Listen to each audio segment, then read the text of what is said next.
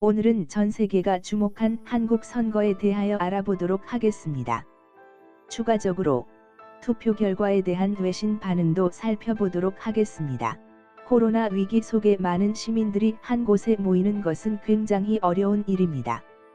그러나 한국은 다른 국가와 다르게 선거를 진행하기로 결정을 하였습니다.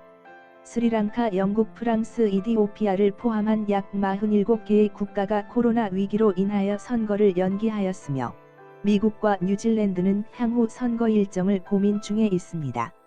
은 4월 10일, 11일 이틀에 걸쳐 사전 투표를 진행하였습니다.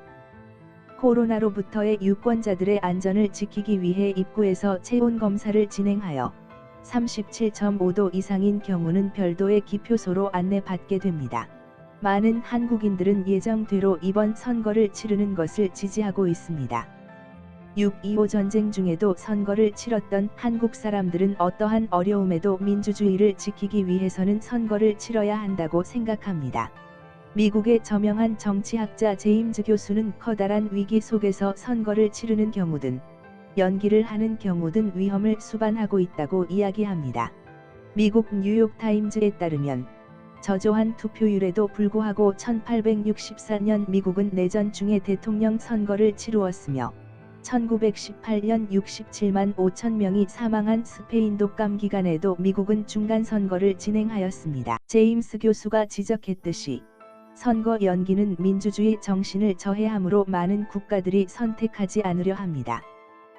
또한 선거를 준비하는 것은 많은 인력과 비용이 발생하기 때문에 현실적으로도 선호되지 않고 있습니다. 호주 퀸슬랜드주에서 3월 28일 선거를 진행하였으나 많은 비판도 이어졌습니다. 코로나 위기 속에 투표를 진행하는 것은 많은 위험이 수반되어 투표율이 저조할 것이라고 경고하였습니다.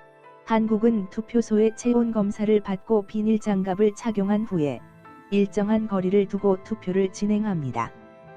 또한 사전 투표를 진행하여 투표 당일 유권자들이 붐비는 것을 방지하였습니다.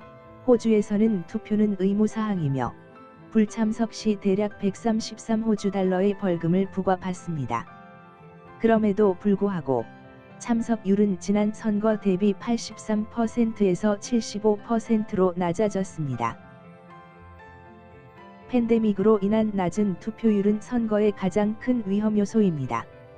3월 중순 프랑스의 시장 선거와 오랜 기간 기다려온 말리의 국회의원 선거에서 투표율은 코로나로 인하여 하락하였습니다. 자세한 정보는 공개되지 않았으나 위험군에 속하는 유권자들이 투표를 포기함으로써 투표 결과에 영향을 주었을 수도 있습니다. 미국 대통령 트럼프는 우편 투표는 부패하고 위험하다고 주장하지만 많은 전문가는 팬데믹 기간에 우편 투표는 선거를 치르는 중요한 방법이라고 주장합니다. 일반적으로 선거에서는 많은 선거 이슈가 있으나 팬데믹 하에서는 다른 선거 이슈는 매우 제한적으로 국민들의 관심을 받게 됩니다.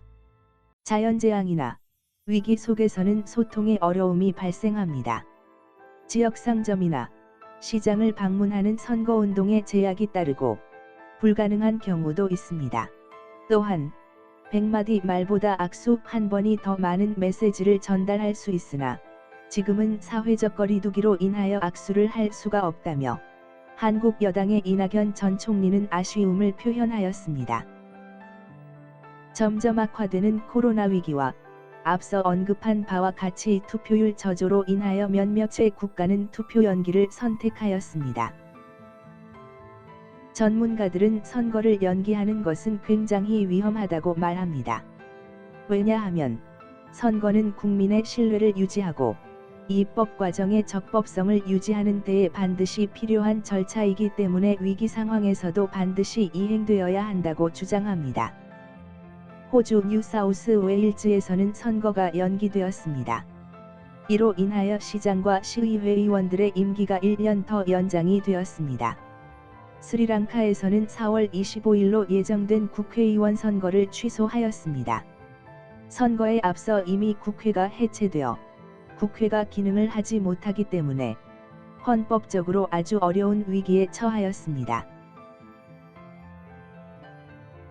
선거관리원장인 머힌더는 5월에 새로운 일정을 발표할 것이라 말했습니다.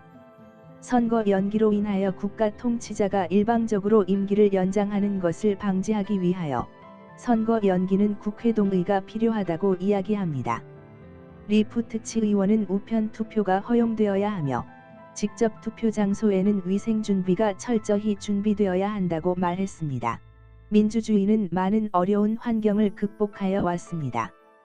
이번 선거는 좀 다르게 보일 수 있습니다.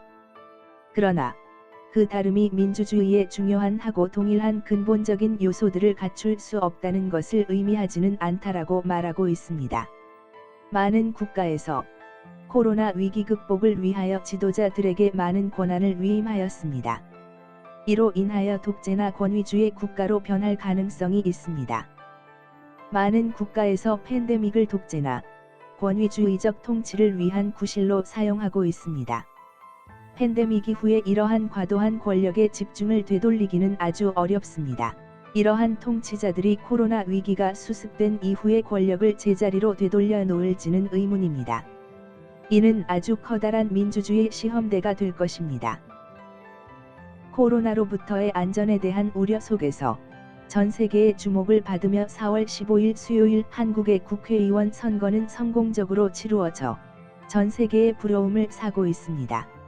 선거에 대한 해외 주요 외신들의 반응을 살펴보겠습니다. 영국의 BBC는 한국은 중국에 이어 두 번째로 많은 코로나 환자로 어려움을 겪었으나 적극적인 검사, 치료, 격리를 시행하고 사회적 거리두기 캠페인을 전개함으로써 코로나 확산을 막을 수 있었다라고 보도하였으며 또한 정부와 민간의 적극적인 노력으로 6.25 전쟁 중에도 연기되지 않았던 선거를 위기 속에서 잘 치루어낼 수 있었다고 보도하였습니다. 미국의 CNN은 한국은 코로나 위기 속에서 치루어진 선거에서 30년 만에 가장 높은 투표율을 보였다고 긴급 타전하였으며 한국의 투표 결과는 각국의 지도자들이 위기 시에 어떻게 대응을 해야 하는지에 대한 좋은 본보기가 된다고 보도하였습니다. 시청해 주셔서 감사합니다. 구독과 좋아요 부탁드립니다.